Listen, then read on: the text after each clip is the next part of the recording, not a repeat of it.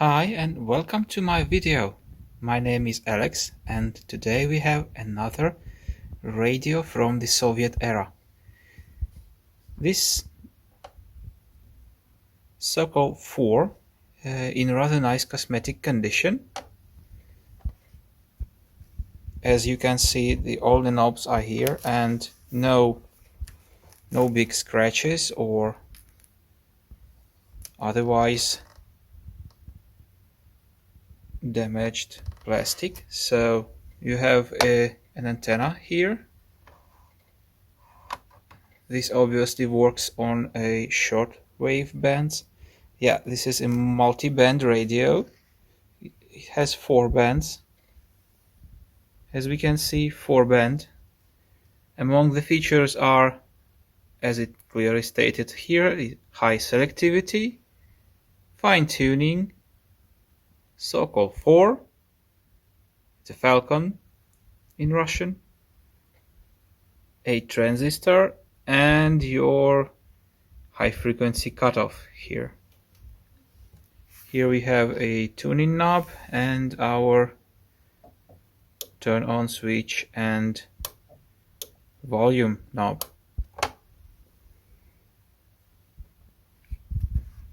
The band selector here is of a rotary type.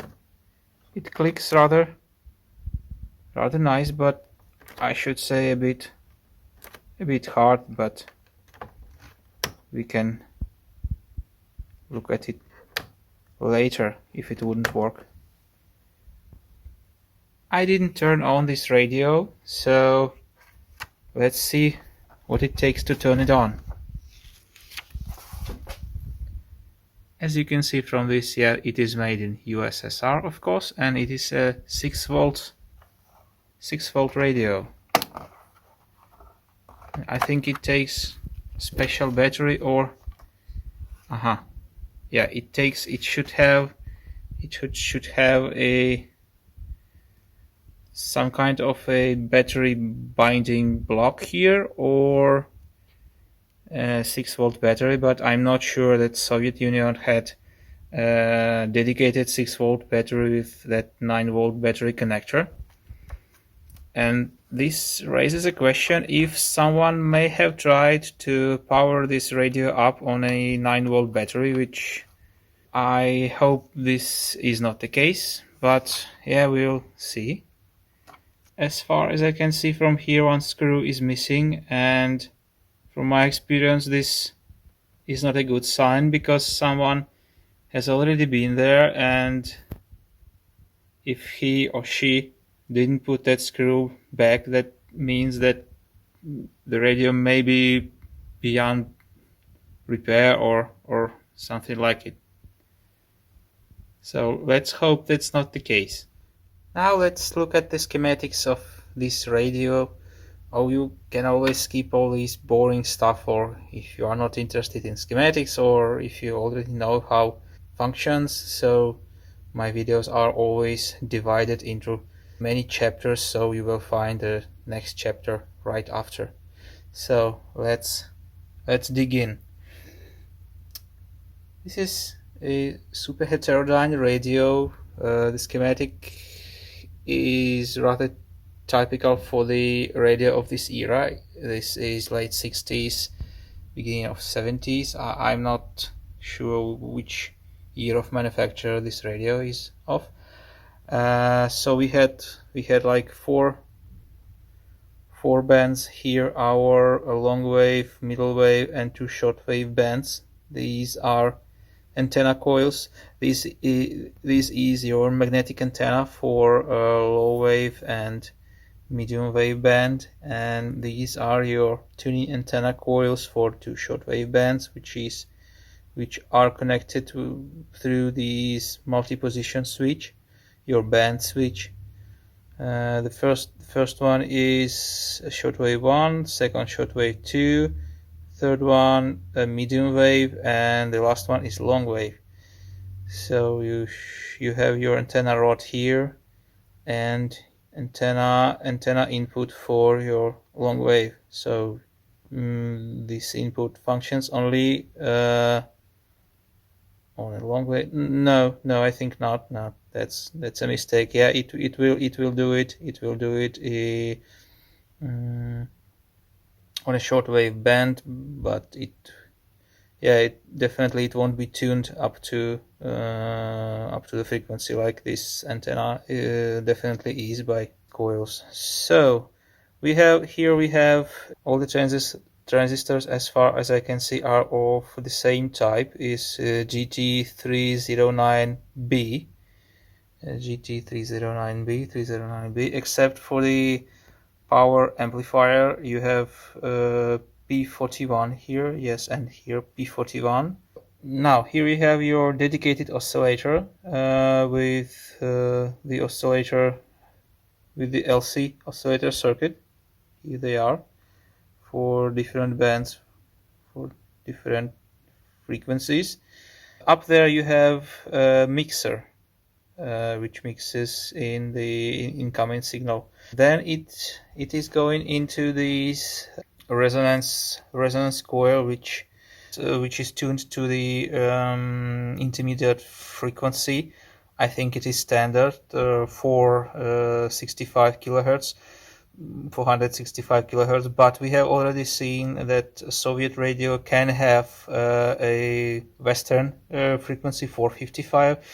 We will definitely check that. What is nice that you have a ceramic filter here, so you should in theory have a very sharp bandwidth to this radio.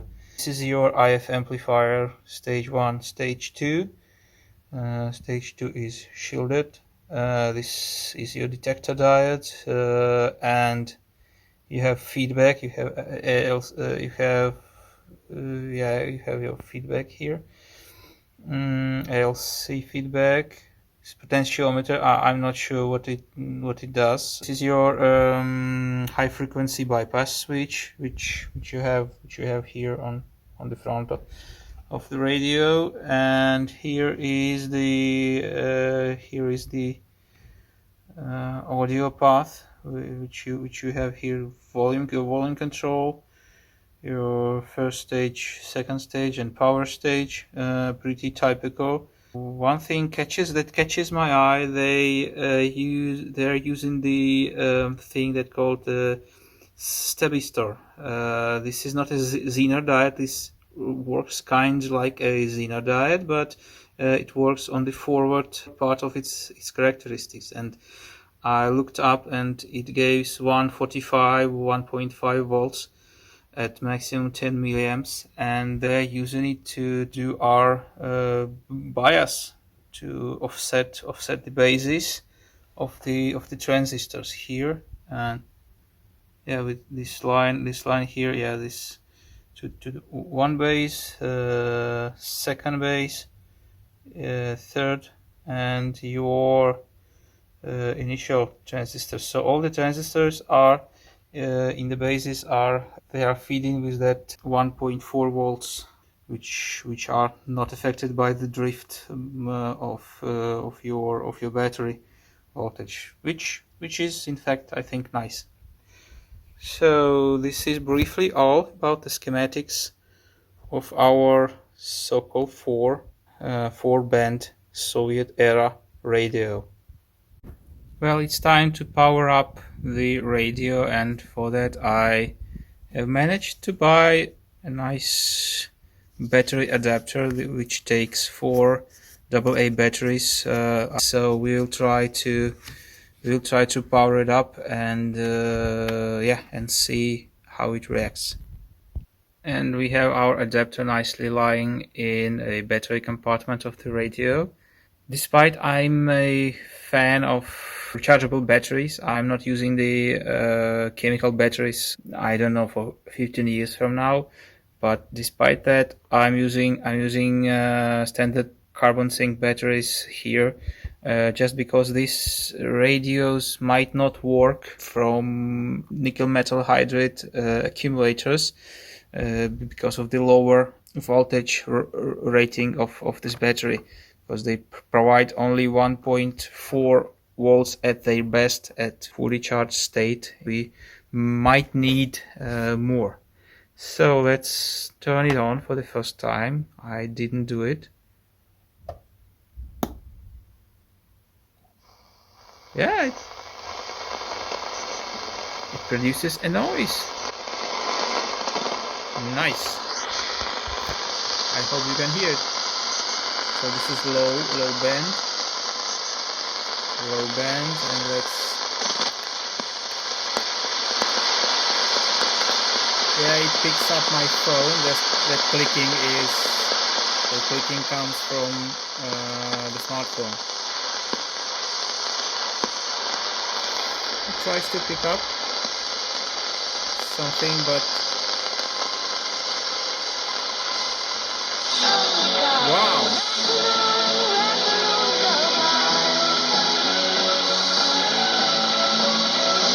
We are all long ways. Incredible.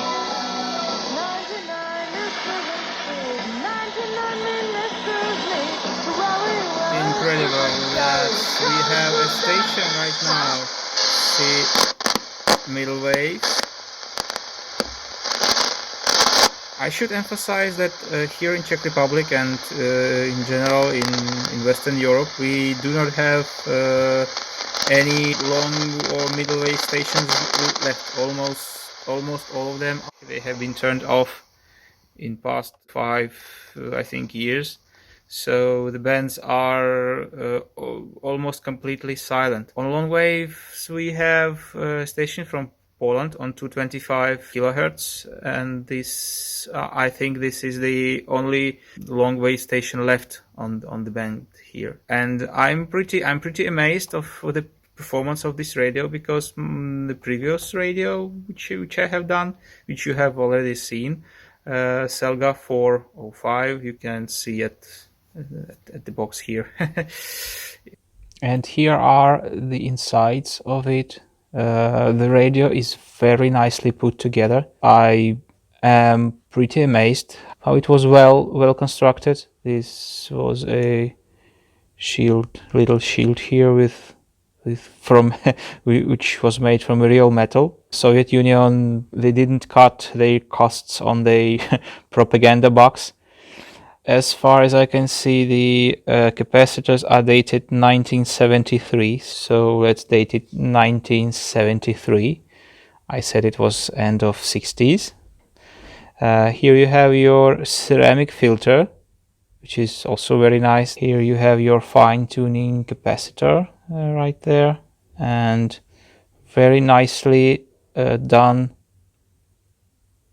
magnetic antenna. Yes, and this metal part here, which you have bolted to the plastic compartment, it's incredibly sturdy. And this one I think, yeah, this is your headset phone's output. Yeah, we will definitely clean those contacts. We will just see how it is tuned as far as the performance goes. Unfortunately, this band switch is a closed type switch, so we cannot clean it directly, but yeah, we will work it out. Admirable little radio. Okay, let's just check the frequency alignment. We'll just see if it needs a band alignment and tuning the oscillator. So I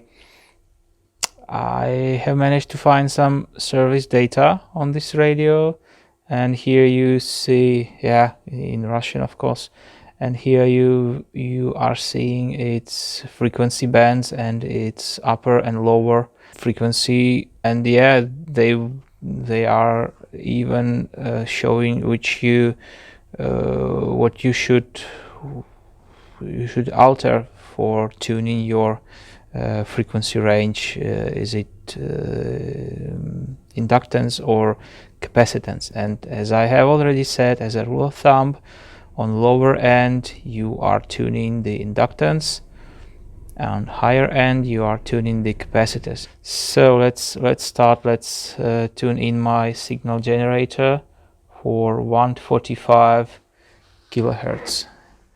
So, and as I have done it already, I am just loosely coupling the wire, so I'm just laying it on the antenna. And yeah, let's hear what, if we will. Wow, it's doing. So let's make sure. Yes, we are on lower band, and this would be our lower end of our lower band.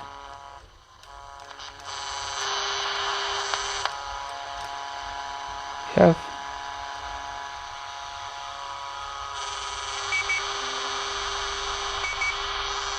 this looks like it, 144, but it's kind of far, I think. So let's 144. They say plus minus 3. So let's enter 140. 46 kilohertz.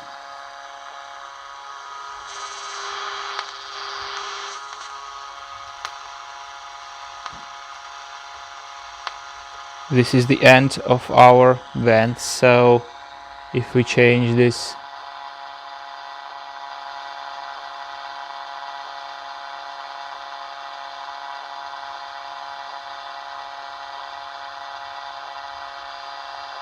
something strange is going on.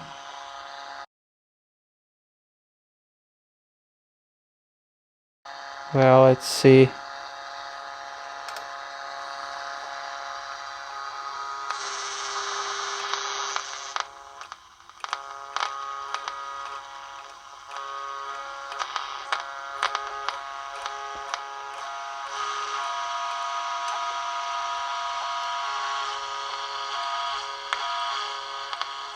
Well, I'm not quite understanding what's happening.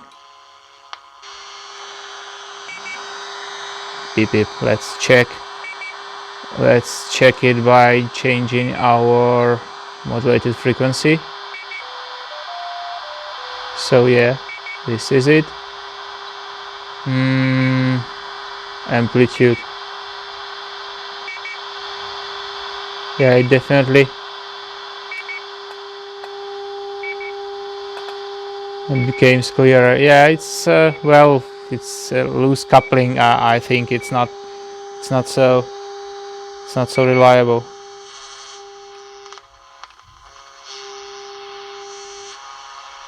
But yeah, we are here at the end of our band, and something is beeping right there. So let's change the frequency to we should need 413. So direct 413, enter. Sorry, 418 hertz. That's not correct. 413, and we should put kilohertz. Yeah, that's it. And let's catch that at the end of the high end of our band.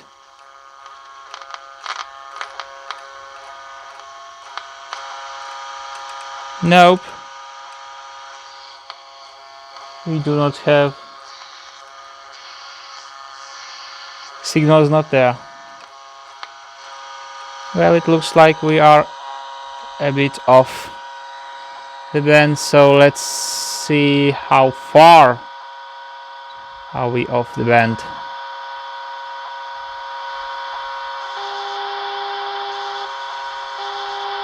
Yes, we are rather far off the band, so we are picking up 406 instead of 413. So let's tune it for 13, and at the end of the band, and we should use the oscillator coil, which in our case is this one, C1E. C1E is a capacitor on the main tuning capacitor. So let's tweak it till we hear our sound.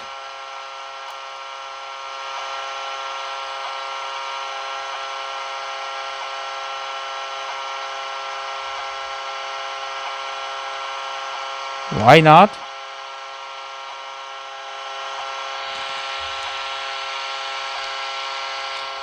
Why not? Something is wrong, or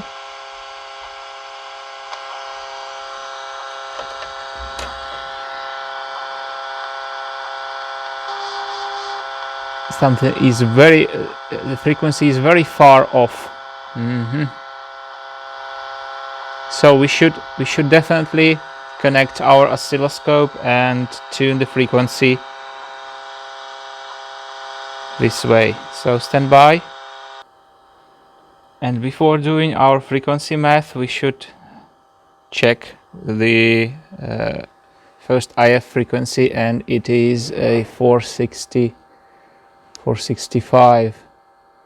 Yeah, it's changing, but if we single swipe gives us 466. Yes, it's a standard Soviet intermediate frequency, 465. So let's do our math. So I have done my math for 465 kilohertz, and I have already seen that the low end is little lower than it should be, but not critical. Instead of 609, it is at 560. But the things that catches my eye is that that signal is not symmetrical. It's distorted. You can see the upper peak is more sharper than the lower one. So we just tweak the this inductance. Yeah, is it this one? Yeah, L13 14, or other notation. I have other diagram. It's L8, so it's here in the corner, L8, and I will tweak it until I see some candle wax. And yeah, let's do it right. Let's do it 609 dead. 60760. As I said, this is not a quick thing, tuning in the band. So now I hear both ends clearly. So that's good. That's your 144, and the high end is 413. So 413 kilohertz. And let's dial in for. Let's check our 413 kilohertz. Yes, and here it is. Here are 413 kilohertz. So now we are hearing it rather clearly. Let's do the same for the next band, but I think I won't film it, so it's exactly the same. Just the inductor is this one, and the capacitor is this one, and we should tune in both sides while checking on the frequency of the oscillator on the collector of this oscillator transistor, and we should achieve these frequencies. It is the band frequency plus 465 kilohertz intermediate. So this we should see on both ends these frequencies, and we should hear on both ends our signal generated modulated AM modulated signal. And yeah, as far as I finish, I will show you the results.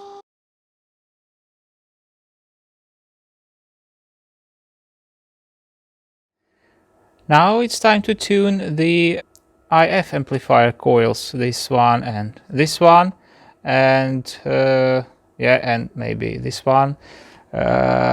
This can be done by dialing in the generator into the intermediate frequencies. So we need to put here 465 kilohertz with modulation, with amplitude modulation has already been turned on for 400 hertz with 50% depth.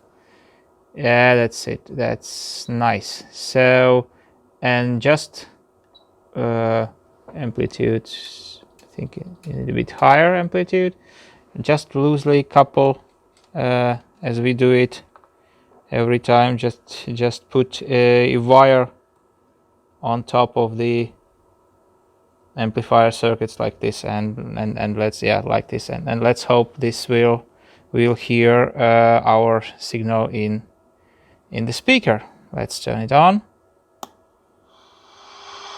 Yeah, very faint. Let's turn it to the clean. Wow, it's so loud on low wave band. Well, yeah, expectably. So let's do it like this. It would have been done with a voltmeter attached to the speaker, but yeah, let's just use our hearing. The most precise instrument we have is our hearing, as they say. So let's start with tweaking that L9 or L15, L16 in this notation. Let's check its position here. And L9, L15, L16, where is it? Yes, you are looking at it. So we can use our metal screwdriver as the frequency is low, so we won't introduce any distortion.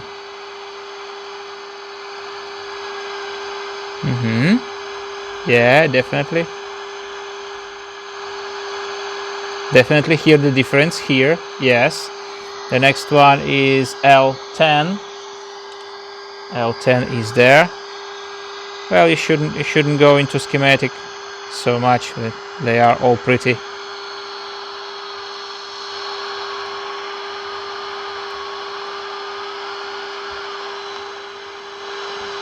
Yes, that's it. And the last one is the rejection. Yes, is the rejection.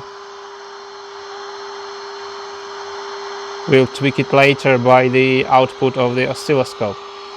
So yeah, I think we are done here.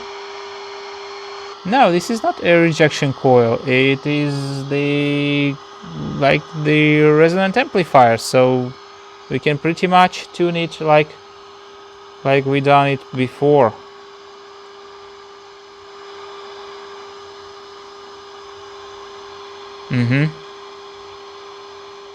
And we are pretty done here. I won't change any capacitors as it sounds good, rather good. So yeah, this. And then we'll do our performance test outside. Well, here is my radio testing spot today. I have also bring with me my other camera. It's not a smartphone, so let's hope the interference will be lower. And it's starting to rain, so background noise would be of nature kind. Tutaj w związku z tym nie sądzę, żeby te różnego rodzaju low band and those Polish station which we heard earlier, it is coming through beautifully. Nazwijmy to złej serii. Ale też oczywiście panika to jest coś, co zawsze rynkowi szkodzi. Profesor Tomasz Grzegorz Grosso, Uniwersytet Warszawski, był moim Very loud and clear without any interference.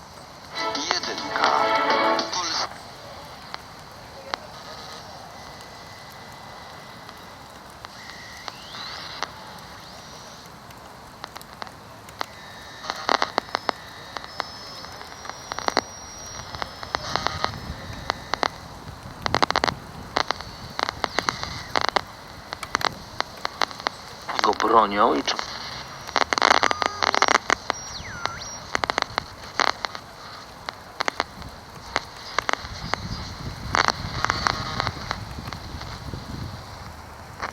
Let's try the medium wave band.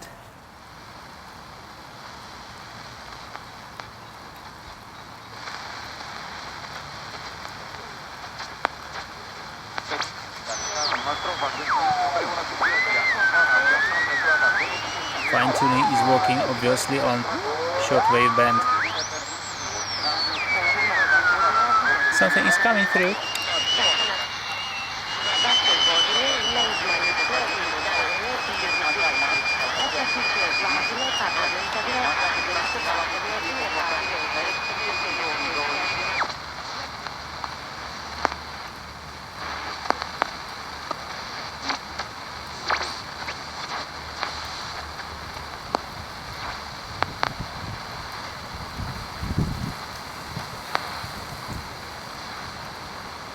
I don't know how bad would be wind noises, but we'll see.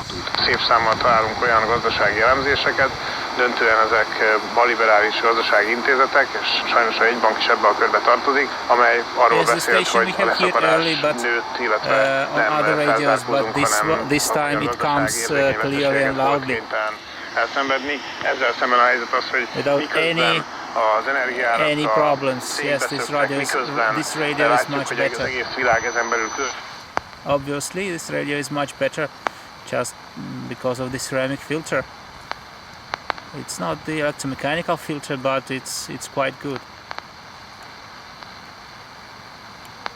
It allows your station to come sharper and to cut off all the interference. So let's try a shortwave band. We should put it in shortwave 2 and should extend the antenna. It has a whip antenna like here, like this, and I don't think I will hear something in this forest, but let's try.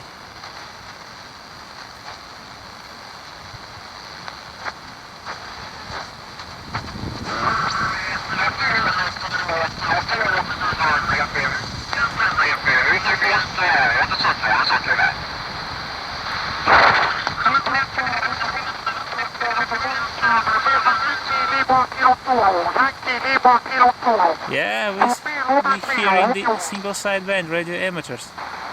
Nice. That's nice. 80 meters amateur band.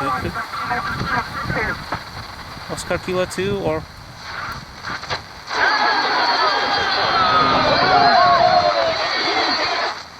obviously a lot of stations on the short wave. This fine tuning thing works really well.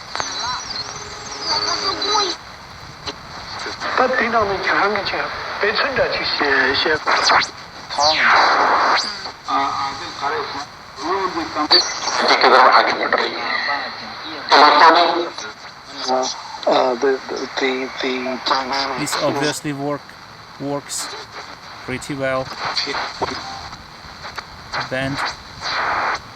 The band is covered, so 7 to like 40 to 80 meters. 7 to 3.5. 3 points.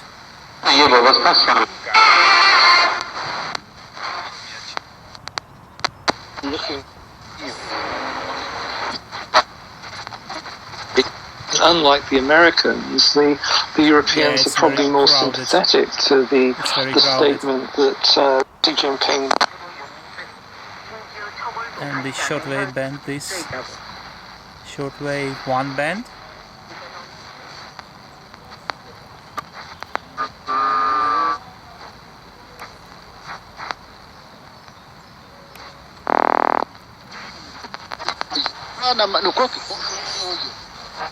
Yes, we are definitely picking up a lot of shortwave radio stations here.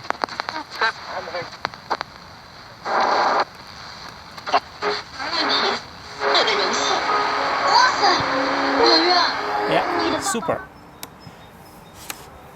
I think this is about all I wanted to show you about this small Soviet era radio from 1973. It was pretty well. It was functioning pretty well. Originally it needed some alignment, but otherwise it's a pretty good little radio. So thank you for watching and see you soon on the channel. Bye bye.